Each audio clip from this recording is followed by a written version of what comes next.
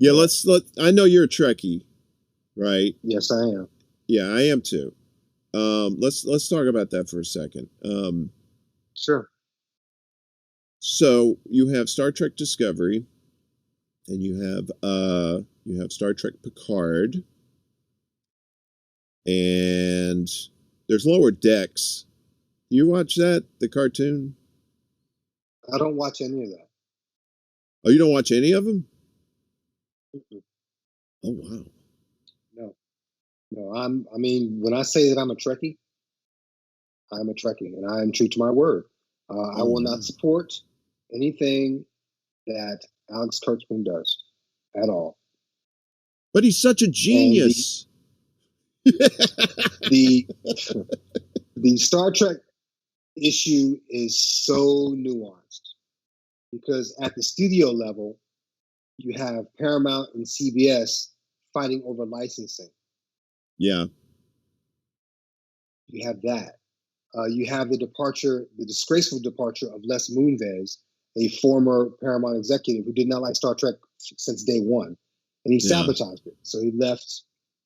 He left a contractual loophole that allowed people like Kurtzman to get in there and do their thing. I'm sorry, J.J. Abrams via Kurtzman to get in and do their thing. And I wanted to give the J.J. Abrams Kelvin timeline a chance. Number one, because I really enjoyed the casting, how he selected the actors. Yeah. Say what you want about 2009 Star Trek, it really was a well casted and well acted film, and I enjoyed it. I really did.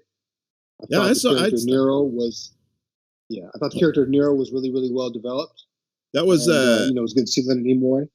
who was that? Eric Eric Bana? Bana was Bana, yeah, yeah. Eric Bana, yeah. Yeah. Yeah, and it was good to see all that. It was really good, and I tried to give it a chance. But again, when you don't have a plan, when you do not have a plan, you get the first Star Trek, which was actually a good. I mean, he had basically JJ did with Star Trek what he did with Star Wars. He had everybody. He had everyone by the short and curlies. We were interested. We were engaged. He had our attention, and he fumbled it. Yeah. He fumbled it bad. And the second one did not do Into Darkness was a horrible idea. It was a horrible idea, which then pulled back the curtain on JJ's creative abilities of being original. This was really like a red flag for everybody, especially Trekkies. Because see, we're seeing this in real time now. We're seeing our stuff being destroyed in real time. And we're figured out that the guy that's doing it ain't talented. That's called a red alert. So by the time you get to the third film with Idris Elba, I thought that was a great Hail Mary. I actually enjoyed that film. I thought Idris' performance was very, very solid. I thought the story was solid. And I really enjoyed it. And I was hoping that, Alex Lin did a good job, and he did. He did a really great job on that film. Yeah, that was a pretty it was a nice I'm not gonna spoil it, but it was a nice little twisties in there. It was that yeah, it was really was good. It was really well done. It was what's that was the same one they did they had Beastie Boys and Sabotage, right? Was that the same movie? Yeah, that was the second time they used it though. That was the second time they used it. They used it in the same movie or in the series? First one. The first one. When he's in the car. When he's really lack of creative ability. Damn you, J.J. Abrams! You fooled me! I totally forgot. No one caught that. When I heard Sabotage and Star Trek Beyond, I thought to myself, this motherfucker did it again. He did it again. What's that thing on Jimmy Dore? You fucking idiot! He done it again! You fucking asshole! Yeah, I was really upset. But that didn't take away from Star Trek Beyond and the work that Alex Lin did. I was really, really impressed. It was good to see the crew and cast back together again. It was really cool. Now getting back to go ahead. Discovery and Lower Decks. Listen, man, you know, I do not have any problem with anyone who enjoys that content. I have no problem with that. And I will never, you know, attack anybody personally or castigate them. I personally do not engage in it because I think it's blasphemous. I think it's really horrible. There was a short. I follow several YouTube channels that share my opinions, but you Right. know they're not over the top evil about it. They're just like, yo, I don't like it. We keep it moving. But sometimes you lampoon the material.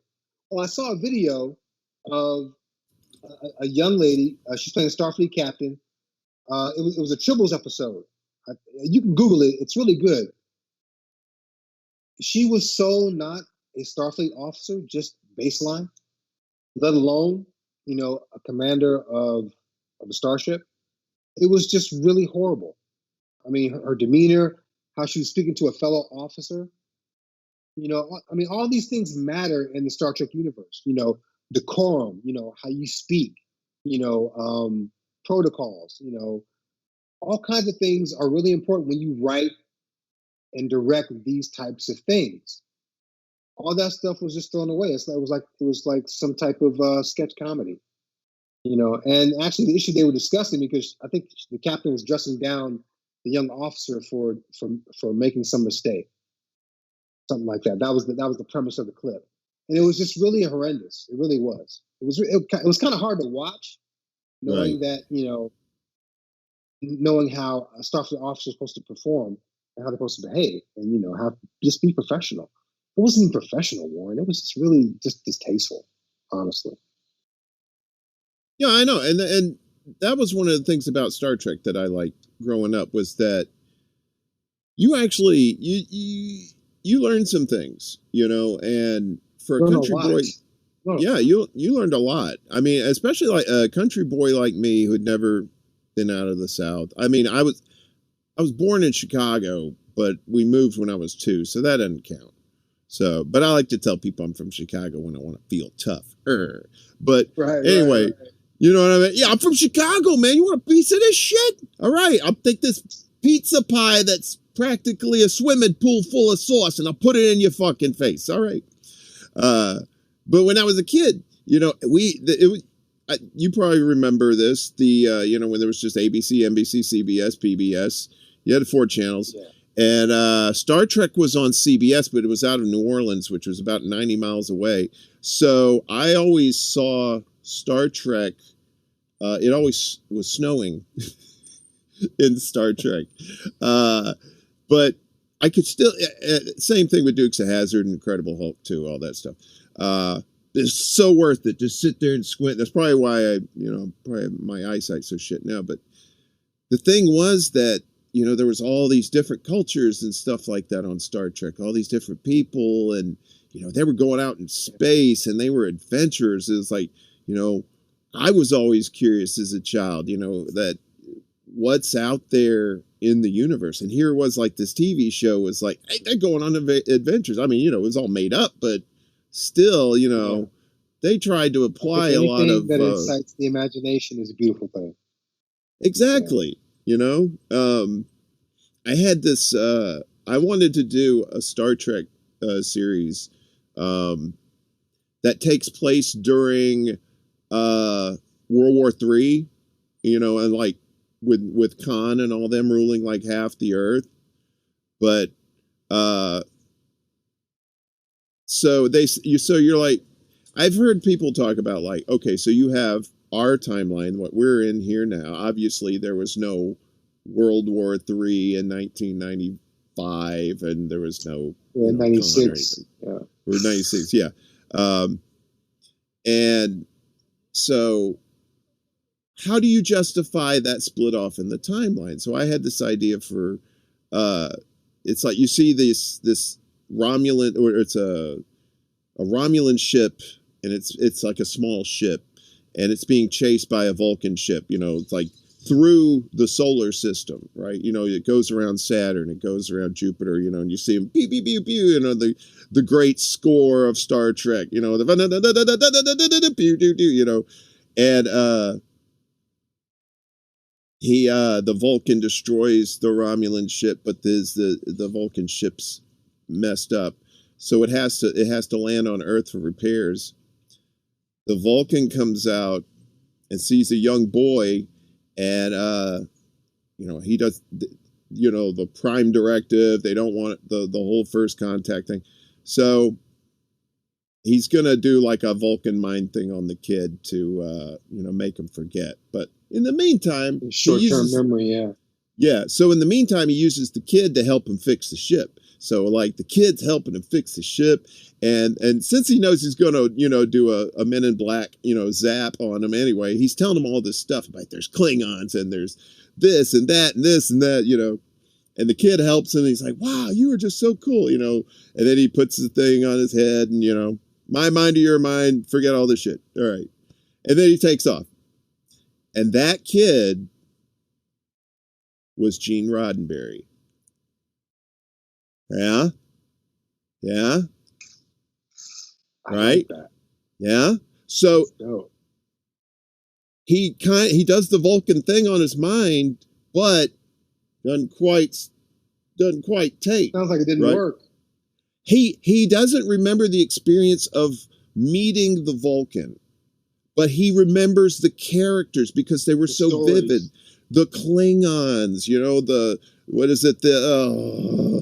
I'm so high. Who are the blue people? Warren, that is really incredible. That's actually that's so good. That is so good. But okay, I'm sitting there turning it in my head. I'm like, wow, that is so fucking dope. Look, totally steal it too. You're already in Hollywood. If you can make money off it, brother, steal it. I got no use for it in NYC. You take it seriously. But wait, there's more. I want no part of them. Go ahead. There's more. Yeah. Okay. So that is why we never. Okay. All right. Good. Man, I wish you were one of them Hollywood executives. You know what I mean? I'd have come a courting you. You know what, Warren? So do I. So I can just get all this bullshit off the table and put some real stuff out there. Yeah. Look, I'm serious, man. If this thing could make money, you're already out there. Make it happen. Just throw me a couple of bucks. Put me in the credits. Bob's your uncle. That's all I give a shit about. Anyway, so that's the timeline, right? That's okay. The Vulcan meets Roddenberry as a child, right? And so Roddenberry creates Star Trek for all of us to enjoy. So now all that stuff he's talking about, which is really real, but nobody knows, is fictional for us, right? So that's our timeline, right? So in the show, you see the same fight going through the solar system, right? And as this, same thing, same sequence of events. He destroys the Romulan ship, and the Vulcan ship is about to go to Earth. But all of a sudden, you see like this mystery ship come out of nowhere. You don't know what it is. It's kind of like a silhouette, right? And you can't really get a shape on it. And all of a sudden, you see this photon torpedo come firing out of it, and it destroys the Vulcan ship that was supposed to meet up with Gene Roddenberry, right? So now the Vulcan doesn't meet up with Gene Roddenberry. Gene Roddenberry doesn't get inspired to create Star Trek, which influenced millions and millions of people, which at the time of Star Trek, you had a lot of civil unrest. You had a lot of uncertainty. There was a lot of hate going on. And Star Trek was one of those little shows that helped kind of, hey, come on, guys, come together. Let's come together. You know what I mean? So without Roddenberry, that's how you get World War III. That's how you get Khan. That's how you get the Star Trek. What do you think? Okay. And the two viewers on YouTube are probably going to steal that idea, and we're both going to get fucked out of the money. So, sorry, it was a good. These kids are quick. America. I've been getting fucked out of money for a long time.